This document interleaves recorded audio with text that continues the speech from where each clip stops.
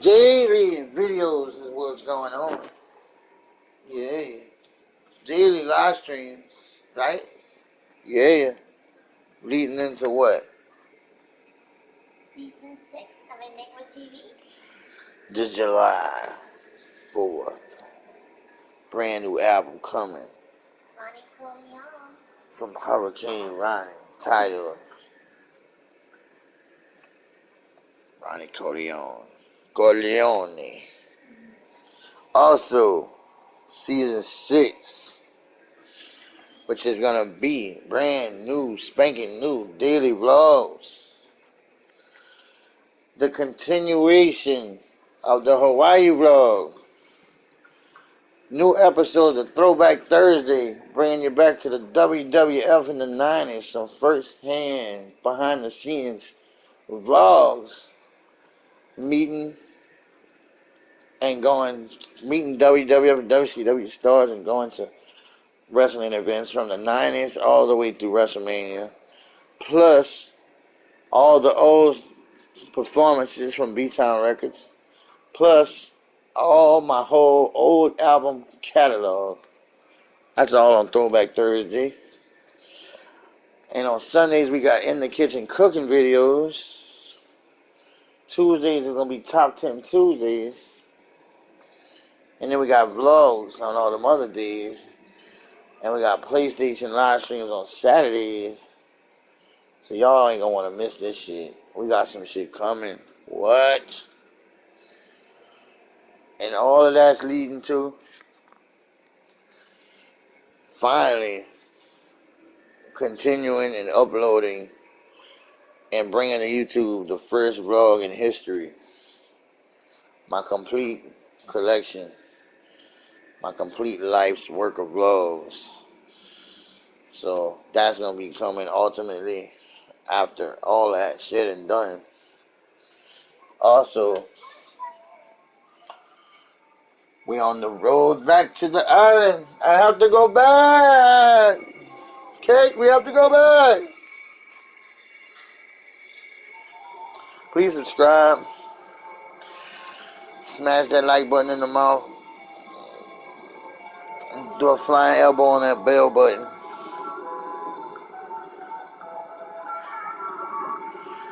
And make it up to the share button.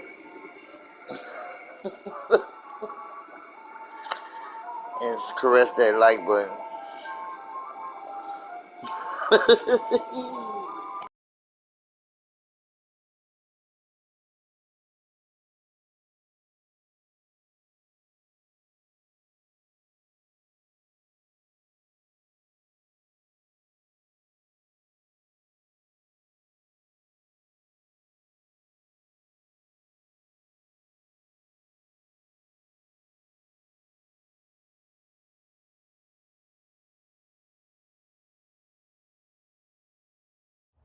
Usually, before I go shaking my tits for the press, I like to go see how the professionals do it.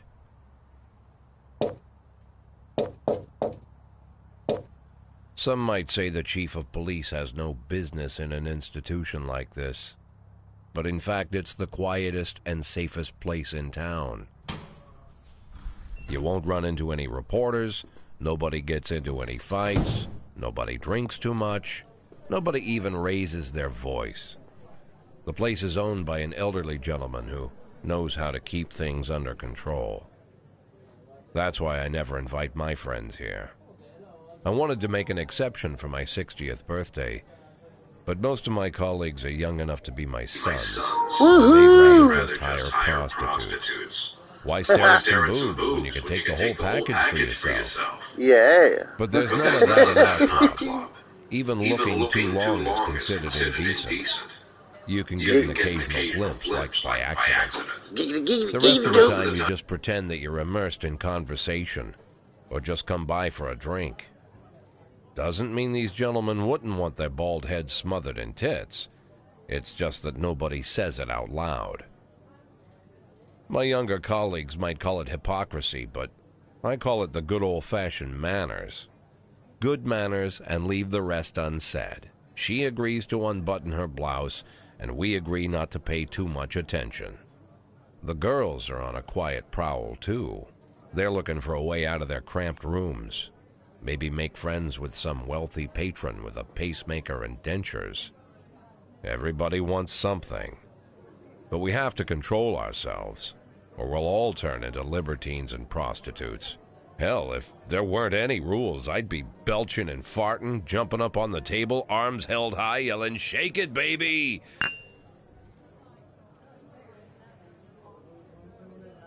No idea how I got so barbaric.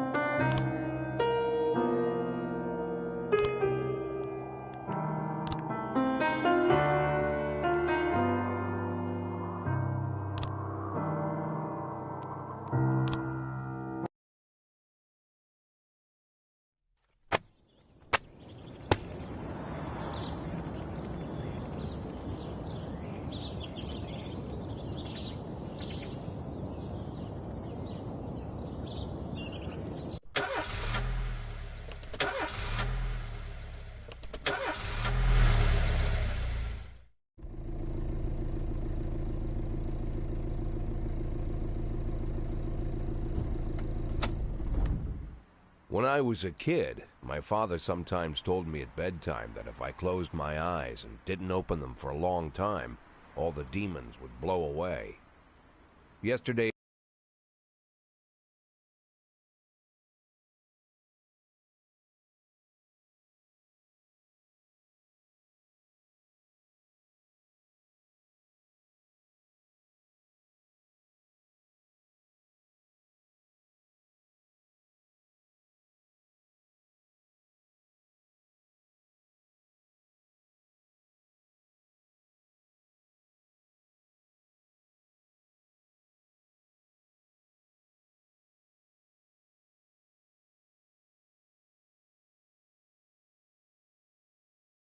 I turned 60, but I still take his advice. Not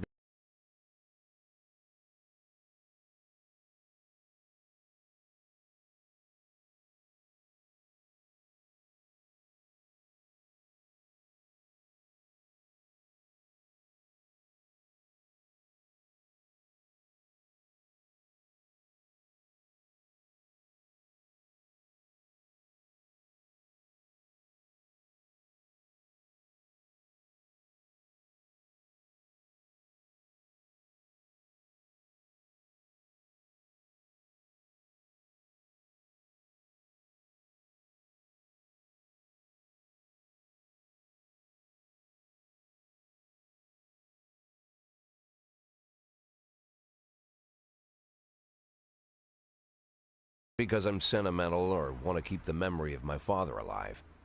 I just can't think of a better solution. To get away from all the demons that haunt Freeburg, I'd need to wear a blindfold 24/7. Plus, it's a good idea to act blind when talking to reporters. At least that's what my colleagues say.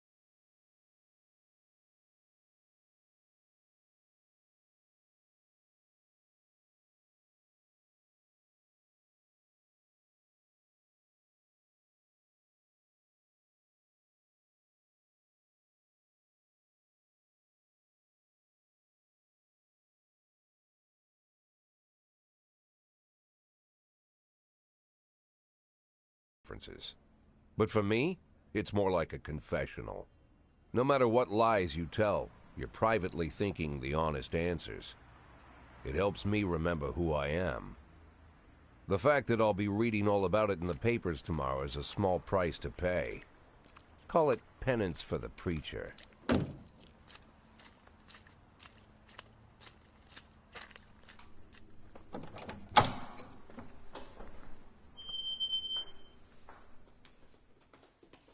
This is the first time I'm afraid of those answers my mind has given me.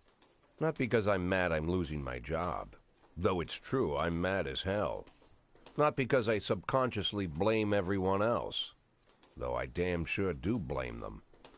And don't even ask me what my next move is. I can't imagine. But even that doesn't scare me. The worst thing is, I know I'm gonna have to do something. And I'll be damned if I know how far I'll go. I may have a lot of vices, but predictability isn't one of them.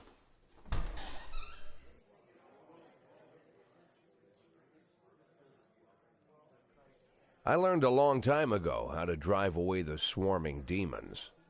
But what do you do when they're trying to rip your soul from your skin? Shutting my eyes tight as I can. The best solution remains the same: play blind. I just hope the reporters think I was blinded by the camera flash.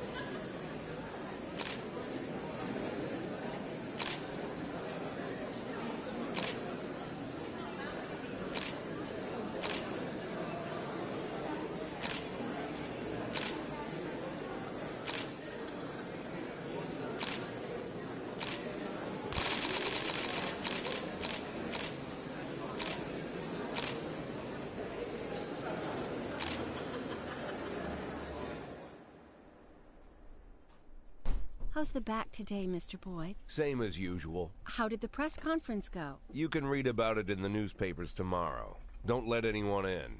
Even Mr. Kendrick? Especially Mr. Kendrick.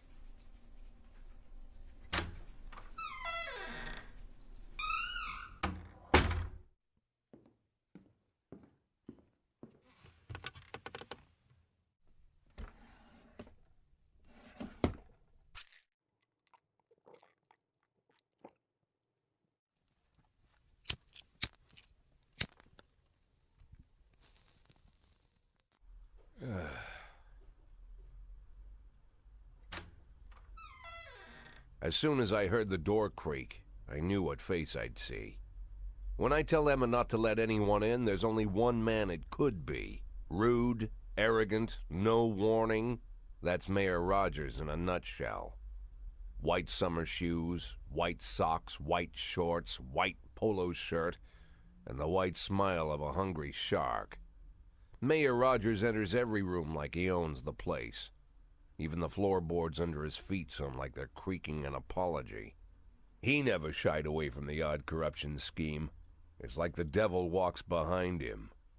In the movies, the villains controlling the city play golf with the judges. Rogers plays tennis with them instead. That's about the only difference. Jack, I was hoping to catch you after the press conference. You ran away so quick. There's no smoking at City Hall. No reason for me to hang around. Well, this morning I signed a ban on smoking in all public buildings. Soon you won't be able to smoke here either. Soon enough, I won't be here at all. That's what I wanted to talk to you about. The people of this city like you, Jack. The police chief of all people. Don't betray that, Jack. Don't get wrapped up in any schemes. Sit nice and quiet for the next 180 days, and you'll be remembered as a hero. That's the only thing that you still have left. Be the hero. Then how am I supposed to scrape together a retirement fund? You had a million chances to secure a luxury pension, one that even I would have envied, although I've never set aside any money for myself. I'm not planning to retire anytime soon.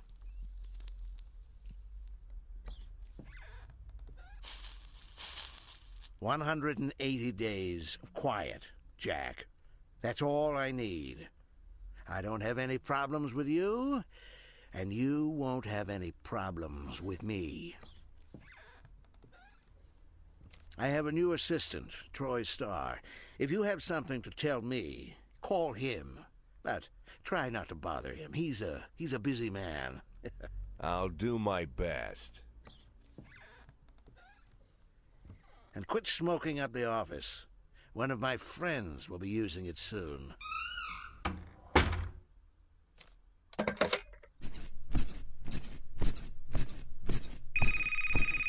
Oh, I'm sorry, babe. Only the mayor has this number. Mr. Mayor? Yeah, is this Troy Starr? Yes? Go fuck yourself, Troy Starr.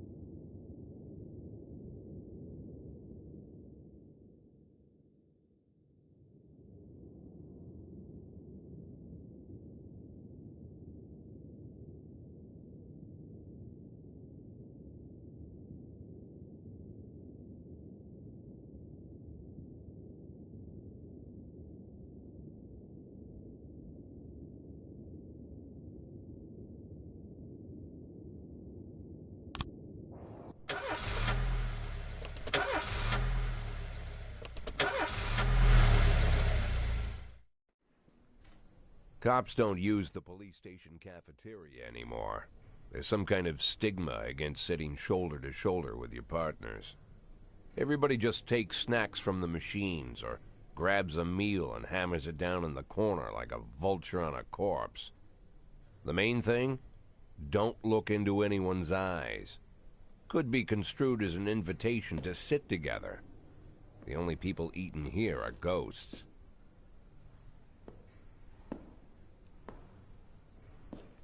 My deputy, Francis Kendrick. He recently became one of those ghosts. The subject of one of the most devastating corruption scandals in the history of Freeburg. No evidence to support the accusations, but everyone knows Kendrick's days are numbered. I need that file I asked for. Needs to be ready tonight. Francis didn't say anything, but I understood. Ghosts aren't supposed to talk. Besides, I got a feeling he was already finished.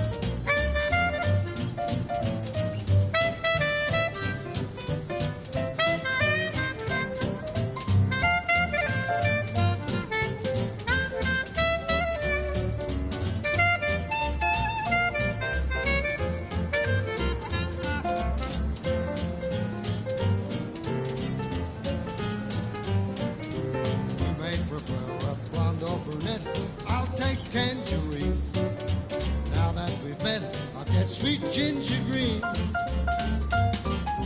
Red is for danger, so I'm told. I know just what they mean. Gotta be bold, the whole sweet ginger green. She's sweeter than Sue and Georgia Brown. Beats Lulu too when she's back in town. Now she can shimmy like Sister Kate. She's a dancing queen, fit for a king. Swing sweet ginger green.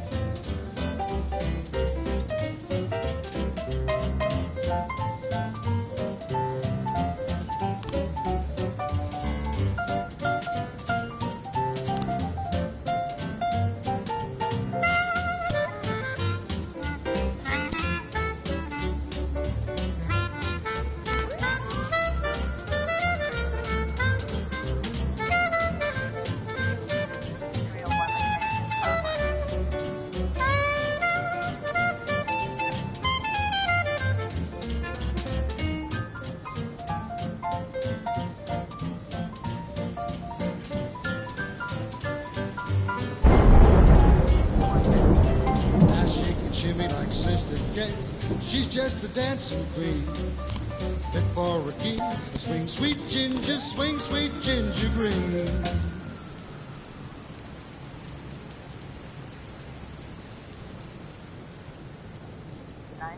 in progress. 311A in progress.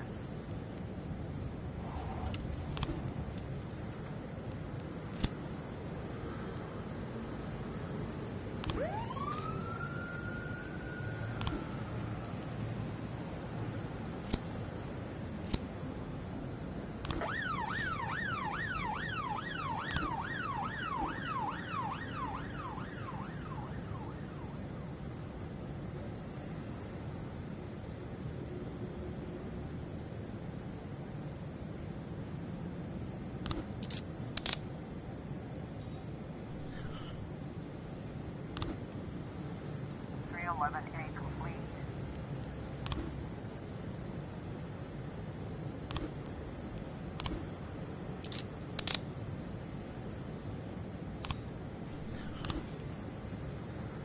.412A in progress.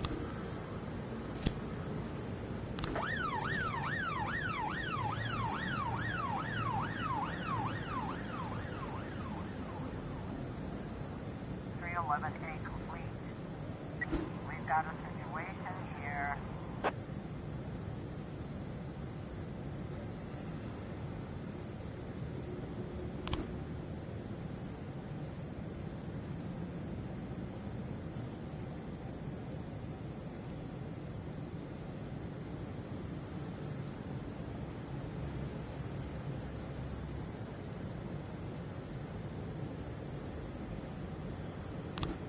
Nine testing complete.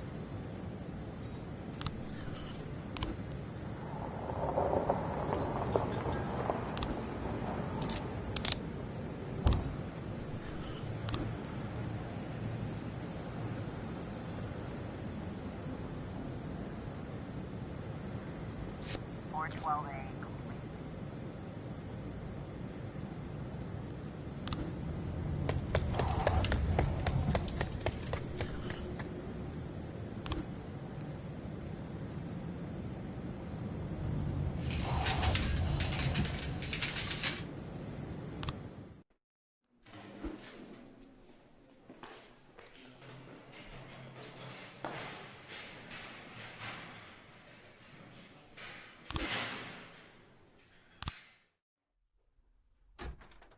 Used to be, when I asked Kendrick to stay late at the office, he liked to grumble and crack wise.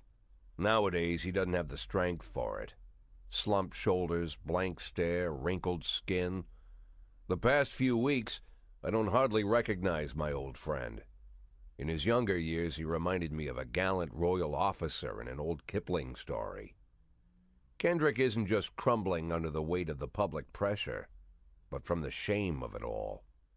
Internal Affairs raided the library he inherited from his grandfather, hoping they'd find buckets of cash stashed in the pages. Heard about the look on his face, the fearless policeman standing helpless in horror. I've known Francis for 30 years. The past 20 years he's played loose with the law. And I know that at a certain point every stolen dollar brings more misery than anything else. Probably sounds crazy, but I sympathize with the guy. What can I do? Your friends are your friends, and these are the waters we swim in. Called all of the people on that list today. Now they know you're in business, so you could get a call from any of them. You don't need to worry about any of them. I've cleared them all. And what kind of business are we talking here? It's nothing too serious, just like you asked. Should be just a few small favors. Payments will vary depending on the situation and who you're dealing with. How much are you looking to earn? $500,000. $500,000? Why not a whole million? Because everybody wants to take $1 million. Figured I'd try something different. $500,000 in 180 days? Well, you could earn it all above board if you netted all the big fish and hit all your bonuses. Never knew you for a fisherman. Well, you never got into my business, and I'm not trying to get into yours. But be careful about bringing in any other cops. Sooner or later, they'll put the finger on you. And one more thing, Jack. I remember what you said, but I should probably add one more name to that list. Christopher Sand. Sand. Christopher G. Sand. Everyone knows the name, but few could tell you who he is. The old man stays away from the spotlight. Always wears old-fashioned jeans and knitted sweaters. Gives to charity. Rarely attends social events. An avid hunter, I hear. Even dabbles in poetry. You'd never guess he's the head of the oldest and most powerful gang in the city. Goes back as far as his great-grandfather. And Sand is strict about following the old rules. He rarely involves himself in commonplace murders and robberies.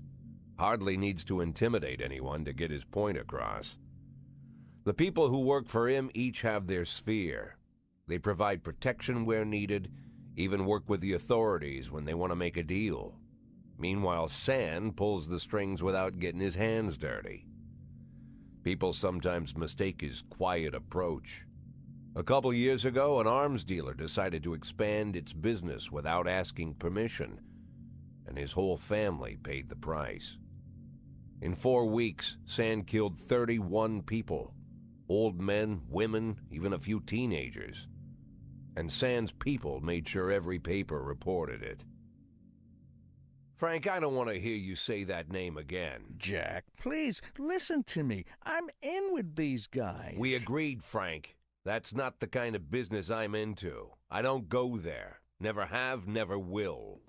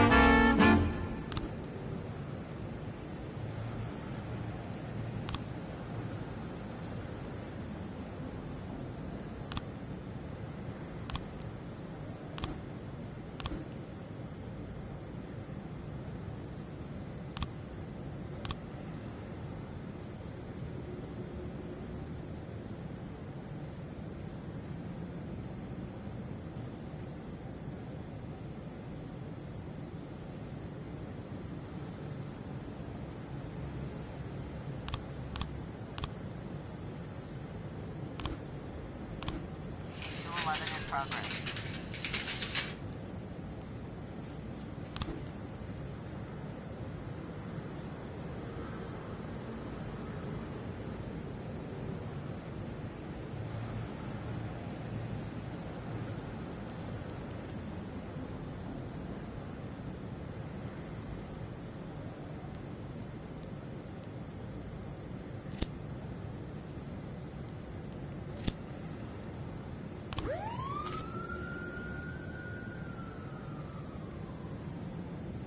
11 in progress.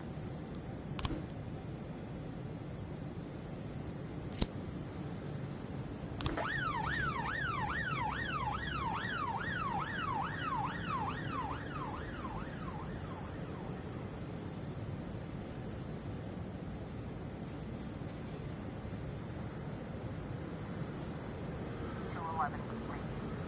1210 in progress.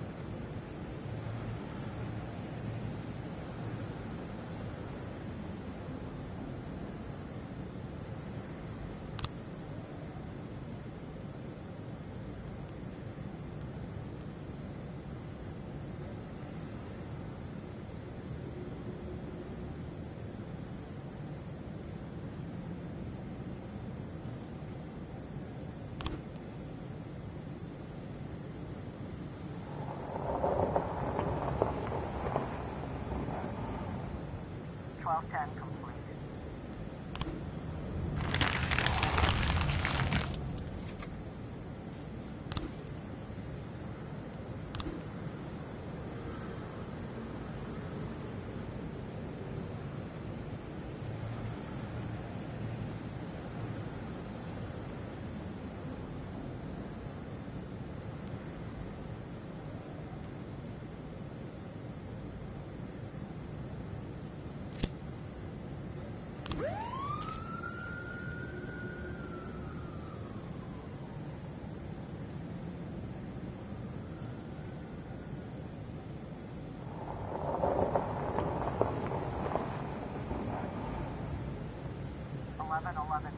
Progress.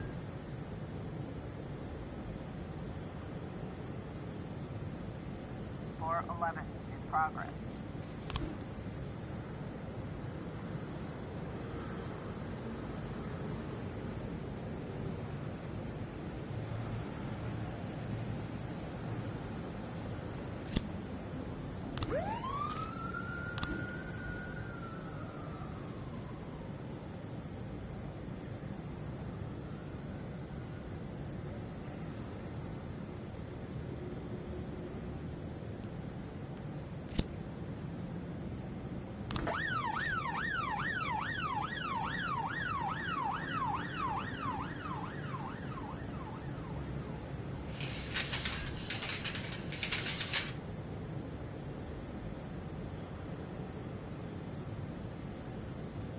Complete.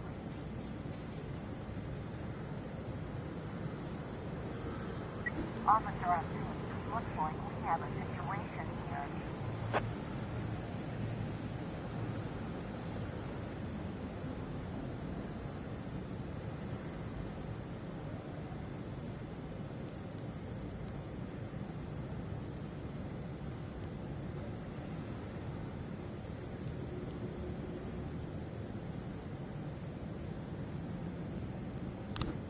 Eleven complete.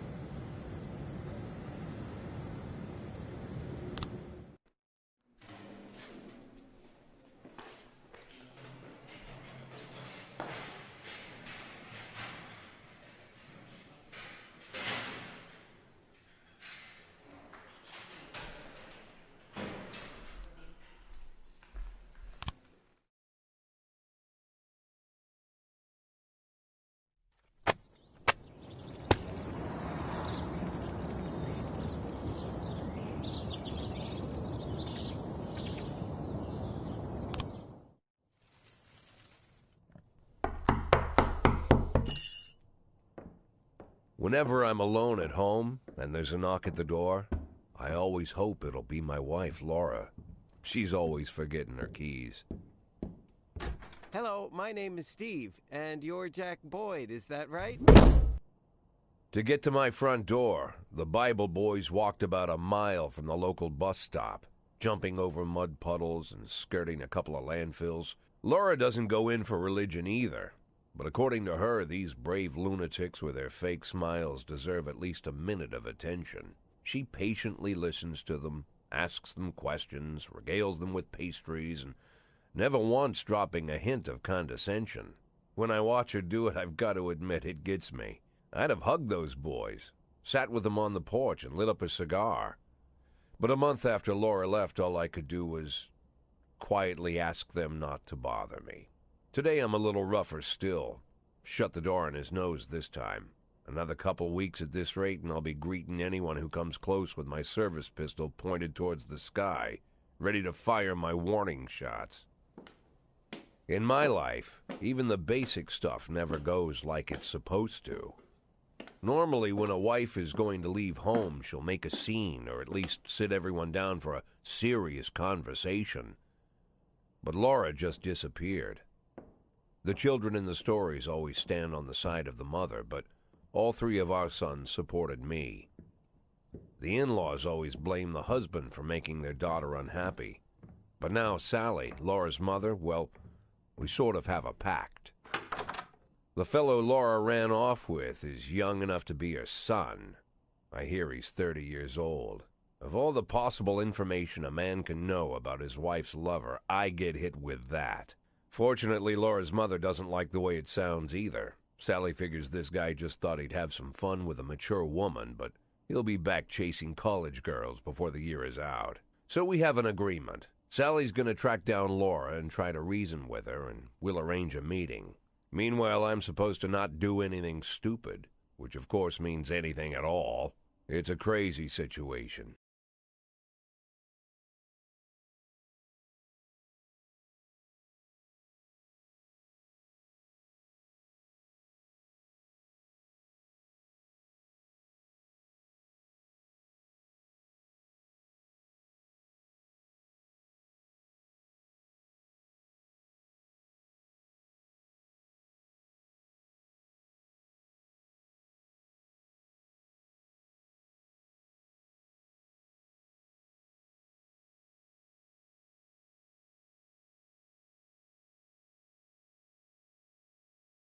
I'm the police chief, and the person I'm trusting to find my wife is an old woman armed with a phone book. But I can't afford to lose Sally as an ally. So for the moment, I had to swallow my pride.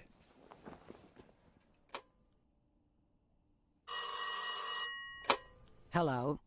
Mrs. Markham, this is Boyd. Oh, is there any news? That's what I wanted to ask you. Have you found anything? An address, phone number? Have you spoken to her?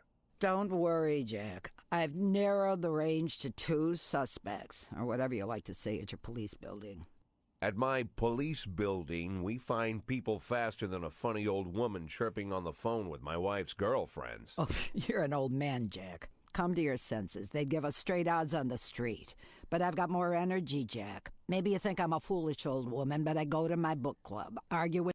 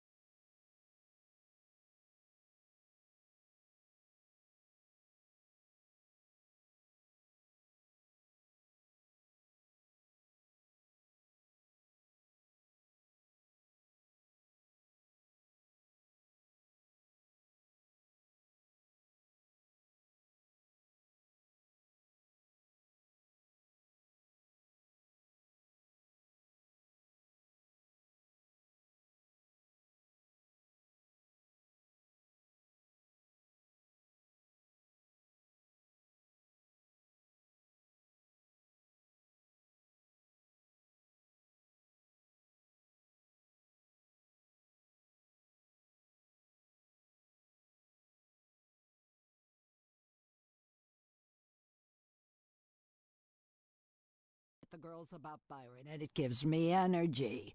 I talk to my dogs, and it gives me energy. And you have nothing, Jack. You don't even have a hobby. You got no passion. It's why Laura left you. Let's not go back into that, Sally. Find my wife, and we can discuss my hobbies later. I'm waiting for your call, and my patience is running thin. Laura, if you've stopped loving me, I'll let you go. I can't expect the impossible from you. Just don't let me die out here, okay?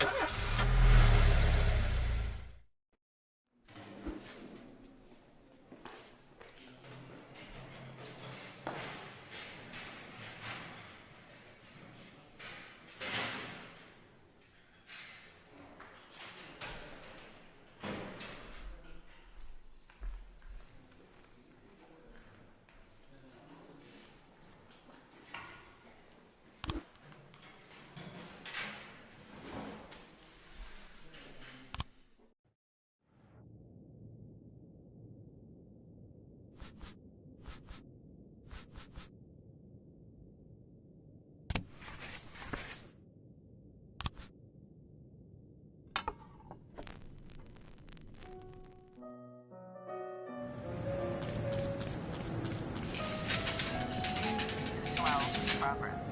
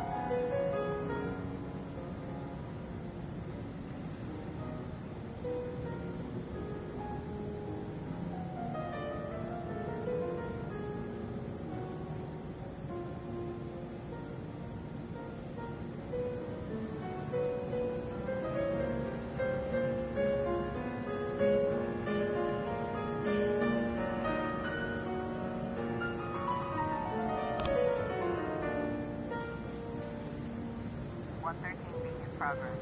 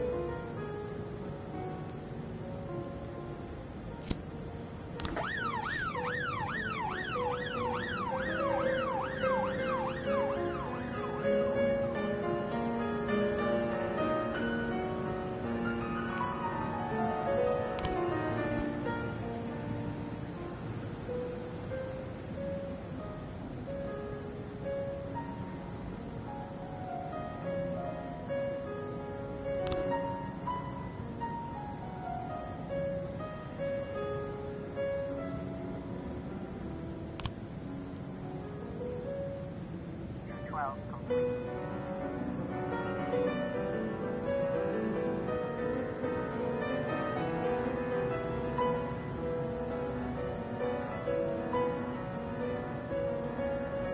In progress.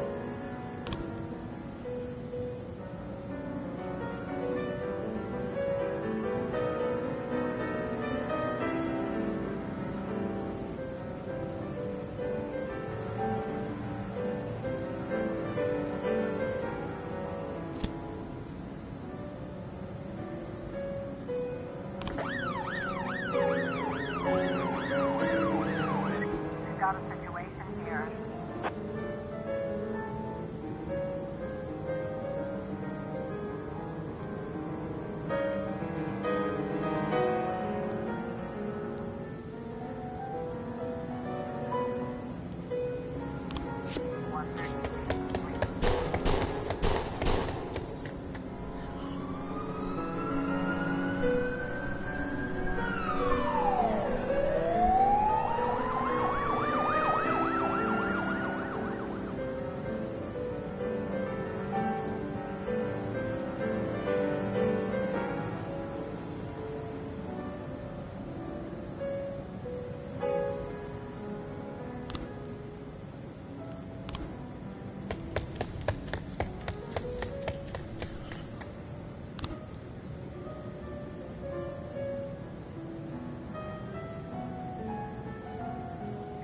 Complete.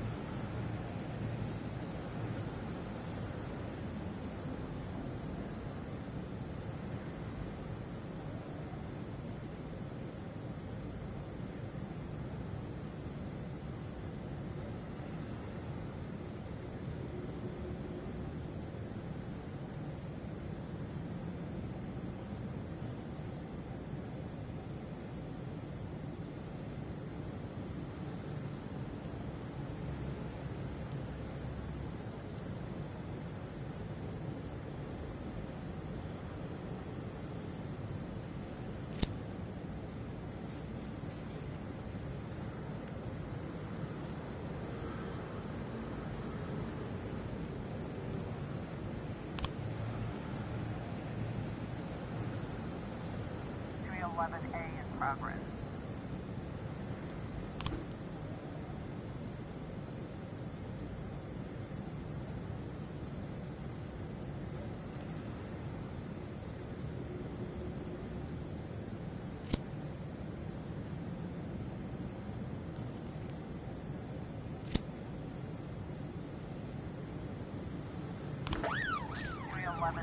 Progress.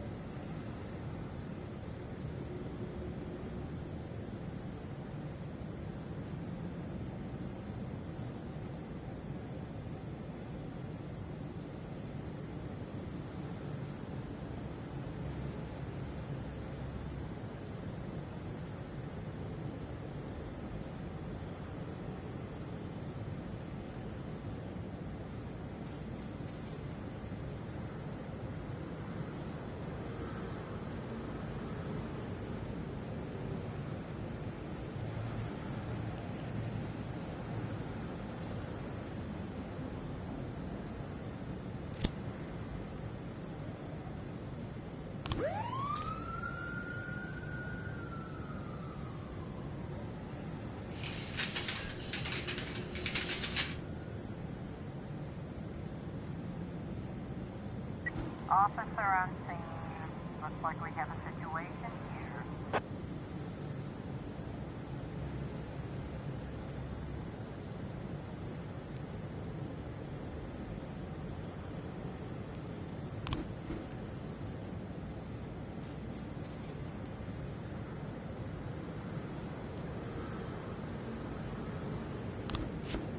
A complete.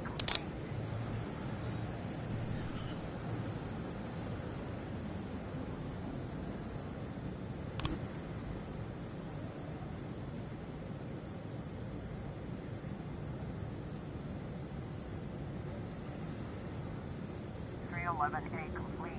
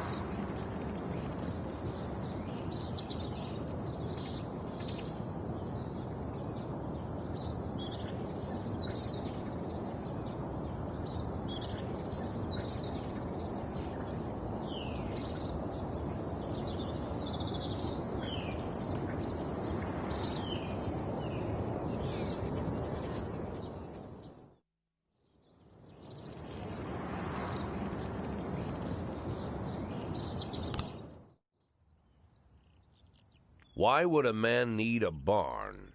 To store all the stuff you can't bring home.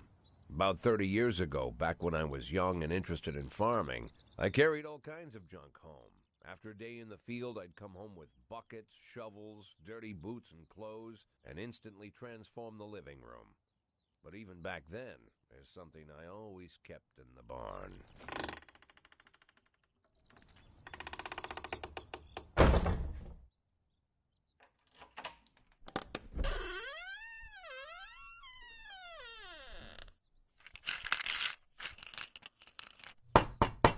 I stopped keeping my pills inside the house because every time I was about to take a triple, someone would knock on my bedroom door. Now they're knocking on my barn door. Well, fine.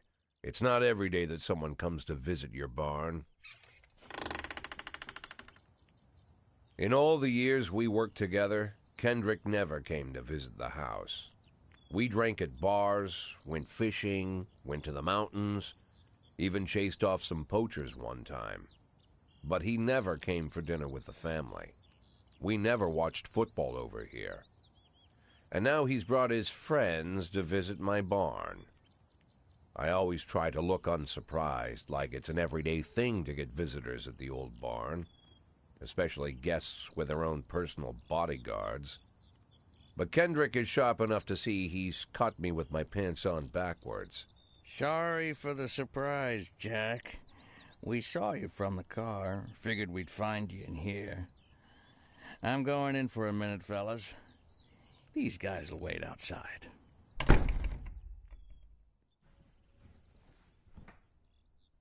How long you been dating the lover boys? They're Sans people, Jack. Yeah. So now you're appearing in public with members of the Mafia? Jack, I'm leaving tonight. More like fleeing. Jenny and I are taking the girls and making a run for it. Probably won't be seeing each other again. I've got new documents, a new name, a new life, everything new. The papers say you're still working your last week for the department. I've got to get out today. I won't be getting another chance. Don't know if you noticed, but the whole city is against me. You told your Mafia friends about your plans. Jackie, if I don't fix everything with them in the next few hours, they're going to kill me. And not just me. My family, my relatives, God, Jack, I don't know who else. They found out that I was planning to run, and they demanded that we close our contract today. Your contract, Frank? Really? Is that how you talk now? Maybe you should call in the lawyers to straighten all this out. Now is not the time, Jack, please. I have a commitment to them until the end of the year. They need an inside line at police headquarters. I can't just give them back the money. That's not how the Mafia works. If I can't find someone I can trust tonight, I'm dead. You know me, Jack. I wouldn't ask you if I wasn't afraid they'd cut my daughters to pieces before sunrise. He's the damn fool who puts his daughters in the crosshairs in the first place. Anyone in my place would have dressed him down good. But I didn't want to pile it on. Fate's already got this guy's soul in the grinder.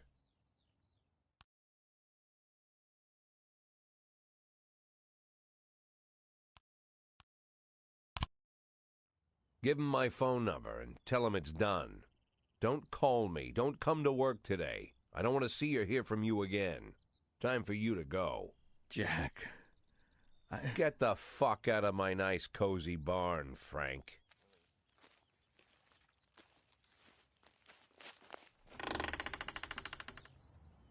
At the time, I was trying not to think about what just happened. It was almost too much to take in. I'm probably the most popular police chief in the history of the city, and I have to admit, I've thought about that more than once, sometimes with a little pride even. In one of the features they wrote about me in the papers, they said it pretty plain. He catches the criminals. Believe me, high praise like that is unheard of in Freeburg, especially for a cop. And here I am, the person who catches criminals, and I've agreed to help the Mafia, or I'll come home to a bag stuffed with my kids' body parts. Right before the last hammer falls. Hey, remember that cop who caught criminals? It turns out he was a mafia bitch. And all for the sake of a greedy, corrupt cop who should have fled the country years ago. That sound right to you?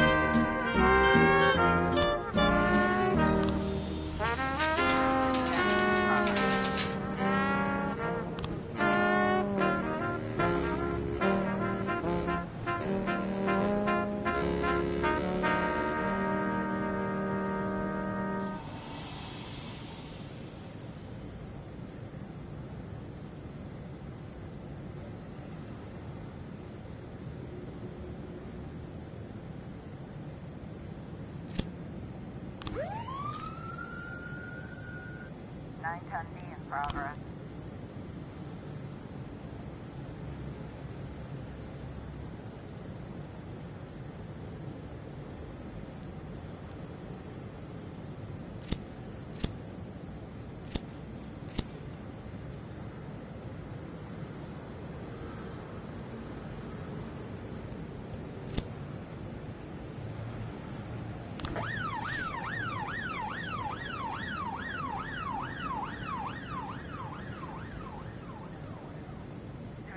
A in progress.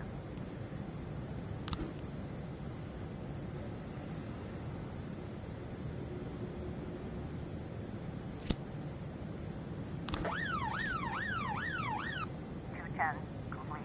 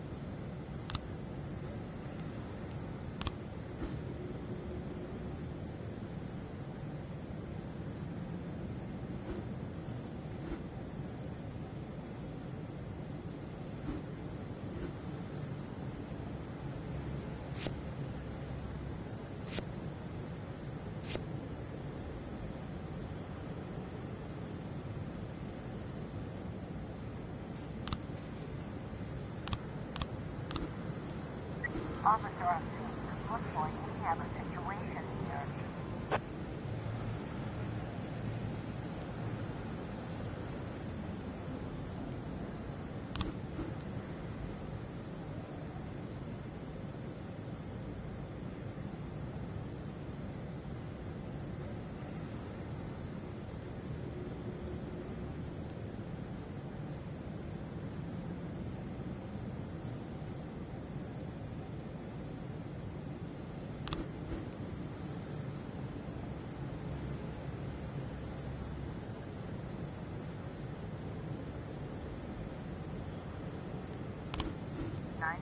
Complete.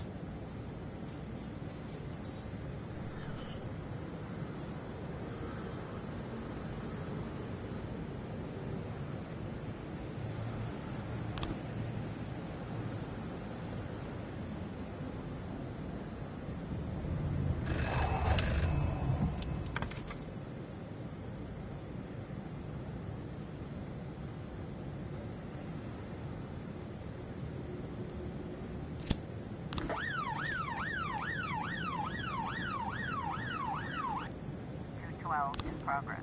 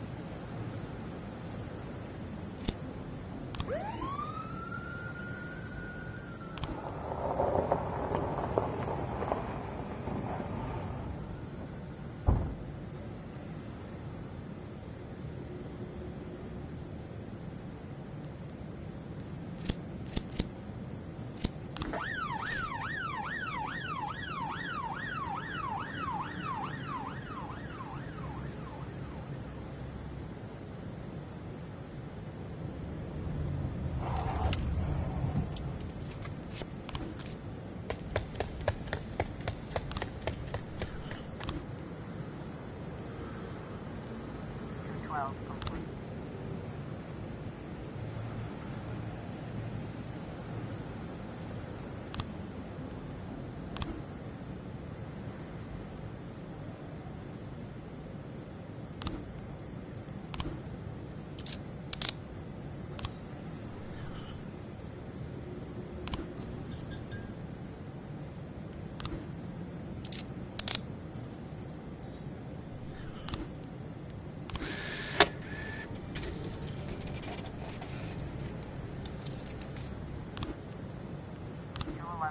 progress.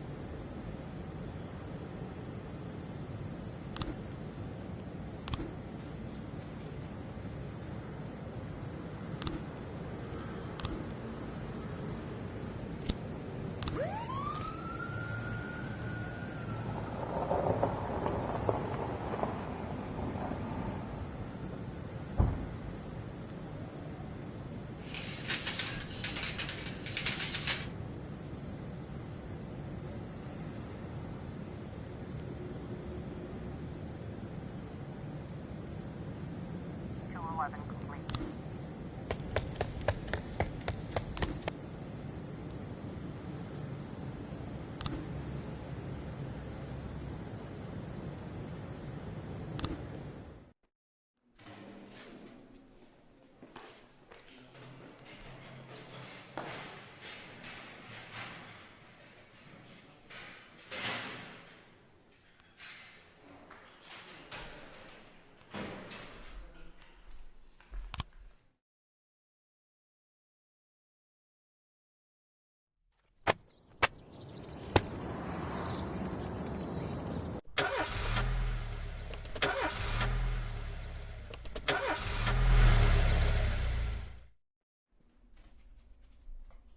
Mr. Boyd, there was a man here earlier.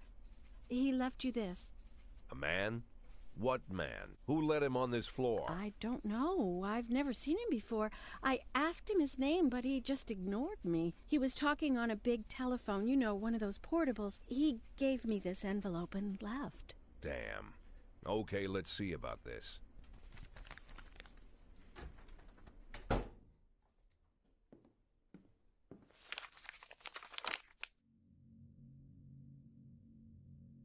Of course, they could have shot them the second they took the photo. But I knew Kendrick and his family were all right. Either way, the message was not that they got out. It meant that I was in. My servitude to the Mafia had begun. I'd only been in my new position 5 seconds, and I already knew why Kendrick called it a contract. You sound doomed if you call it what it is. A curse. Boyd. Good morning, Jack. I believe you just received my message. Who am I speaking with? Oh, I'm sorry.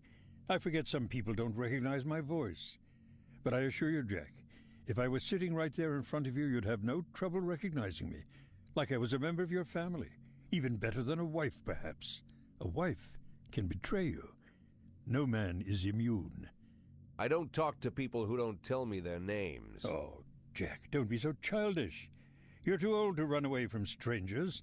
Yes, we both are. And in our old age, friendship becomes rare and all the more precious.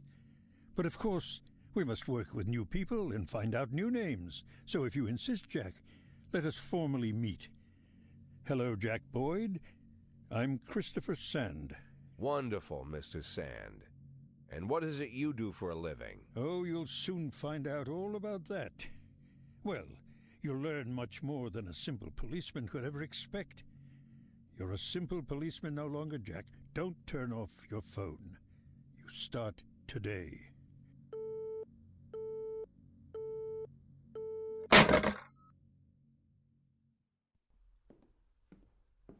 Eight in 10. It's been my go-to principle since my first day on the job. I've got to let my colleagues hush up what they need to, 2 out of 10 times, so that they'll help me with the remaining 8. 80 out of 100, 800 out of 1,000. I'm proud of those statistics. It's not so bad for Freeburg, right? But now I just officially became a mafia whore. I'm supposed to be fearing for my life, for the lives of my wife and children. But the only thing I can think, what's going to happen to 8 and 10?